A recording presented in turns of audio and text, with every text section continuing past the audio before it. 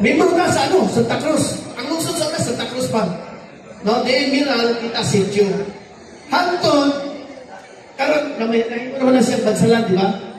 O, muna siya, no, nabansalan. Pagkawan, around 1950s, di-divide na po, no, na around 1950s, the municipality of Bansalan was divided into three. Muna, ang ginawag ko Kialin, magsaysay karon, Matanaw, no, ang Matanaw na dungat na. Then, Sinawilan officially became one of the 33 barangay of the Matanaw.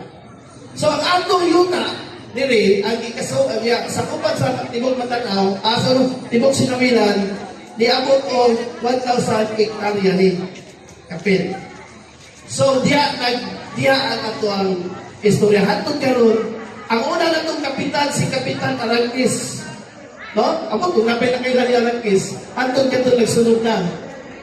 No? Dagan ang ngaki na si Antanya, na si Flores, na si Campo, na si Junio, na si Mariscal, hantong Mariscal na itong karon. So, muna ang istorya sa ato ang barangay Sinawilan. Dagang salamat, kung may buntag.